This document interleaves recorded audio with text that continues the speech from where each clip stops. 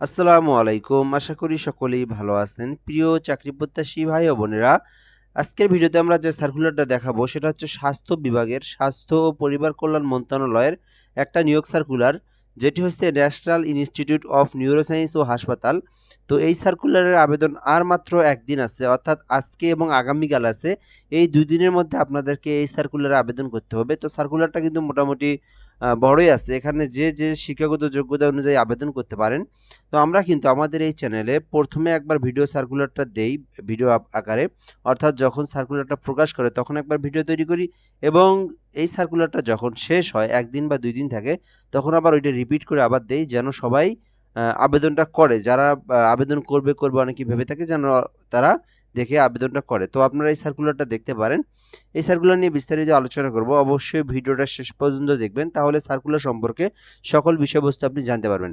তার আগে একটু বলে নিই, আপনি যদি আমাদের এই চ্যানেলটাতে নতুন হয়ে থাকেন অবশ্যই সাবস্ক্রাইব করে রাখবেন।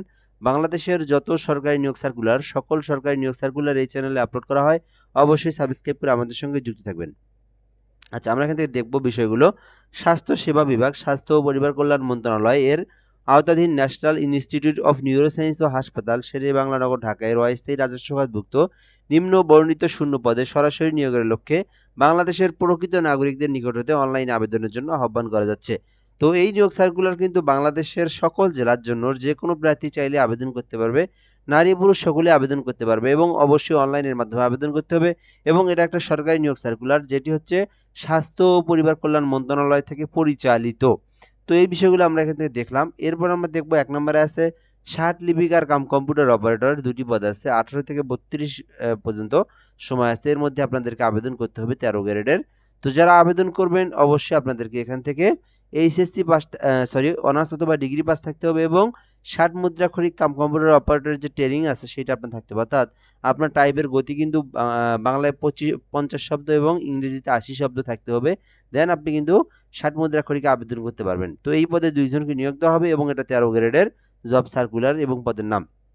আচ্ছা, ২ নম্বরে দেখব কম্পিউটার অপারেটর। এই পদে ৪ জনকে নিয়োগ দেওয়া হবে।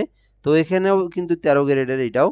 তো কম্পিউটার অপারেটর পদে, তো আপনি যদি এই পদে আবেদন করতে চান সেক্ষেত্রে অবশ্যই আপনাকে কোনো স্বীকৃত বিশ্ববিদ্যালয় হইতে বিজ্ঞান বিভাগে স্নাতক থাকতে হবে।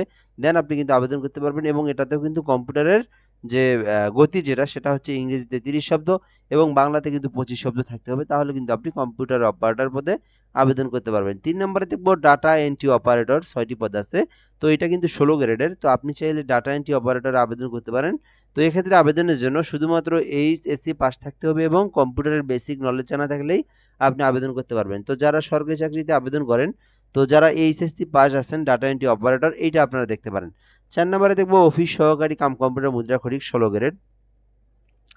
তো আপনি এটাতেও আবেদন করতে পারেন। এখানেও ৪ জনকে নিয়োগ দেওয়া হবে। তো এক্ষেত্রে আবেদনের জন্য এখান থেকে এইচএসসি পাস থাকতে হবে এবং কম্পিউটারের বেসিক নলেজ জানা থাকতে হবে। দেন আপনি কিন্তু আবেদন করতে পারবেন। ৫ নম্বরে দেখব ক্যাশিয়ার, একটি পদ আছে। তো এইটাও কিন্তু এইচএসসি পাস থাকতে হবে। তাহলে কিন্তু আপনি ক্যাশিয়ার পদে আবেদন করতে পারবেন। ৬ নম্বরে আছে স্টোর কিপার, একটি পদ আছে। এক্ষেত্রে অবশ্যই আপনাদেরকে এইচএসসি পাস থাকতে হবে। দেন আপনি কিন্তু আবেদন করতে পারবেন। এরপরে ৭ নম্বরে আছে ডায়েট ক্লার্ক। তো এখানেও কিন্তু ১৬তম গ্রেডের। এইটাতে আবেদন করতে আপনাদেরকে অবশ্যই এইচএসসি পাস থাকতে হবে। তো এখানকার কিন্তু সকল পদগুলোই এইচএসসি এবং অনার্স ডিগ্রির। তো টেলিফোন অপারেটর, এটাতেও কিন্তু আপনাদেরকে এইচএসসি পাস থাকতে হবে, কিন্তু অফিস সহকারী এটা এসএসসির।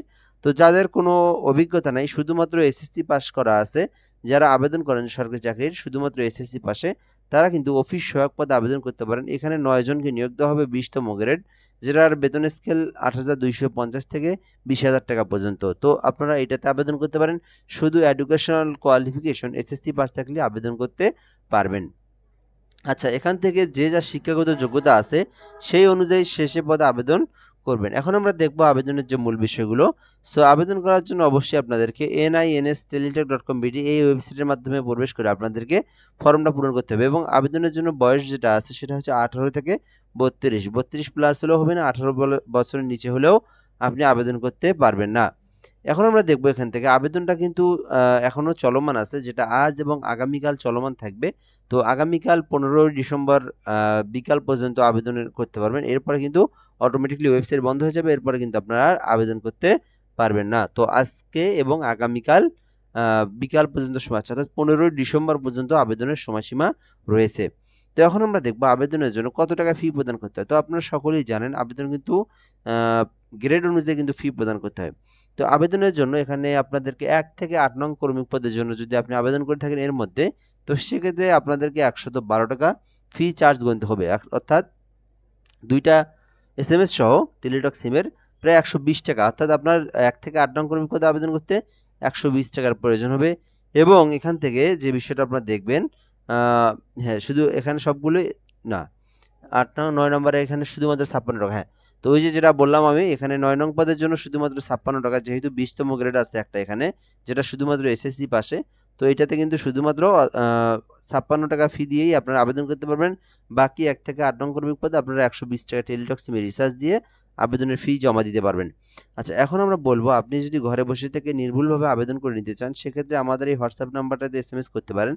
বাংলাদেশের যে কোনো সরকারি চাকরির আবেদনের জন্য এই নাম্বারে যোগাযোগ করতে পারেন। একদম নির্ভুলভাবে আমাদের মাধ্যমে আবেদন করে নিতে পারবেন।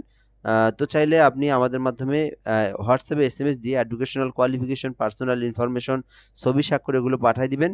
আমরা আবেদন করে আপনাকে সঙ্গে সঙ্গে অ্যাপ্লিকেশন কপিটা পাঠিয়ে দেবো। তো চাইলে এই নাম্বারে হোয়াটসঅ্যাপে এসএমএস করতে পারেন।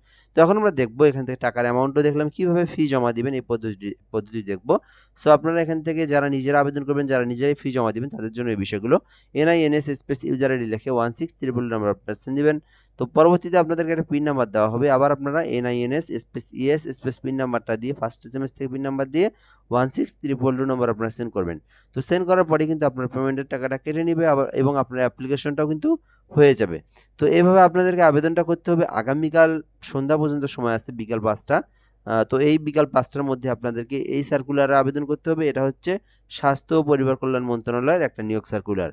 তো যাই হোক, এই সার্কুলার নিয়ে যদি আপনারা আরও কিছু জানার থেকে থাকে বা আপনি যদি আরও কিছু জানতে চান, সেক্ষেত্রে আপনারা এই ভিডিওর কমেন্ট বক্সে কমেন্ট করে জানাতে পারেন।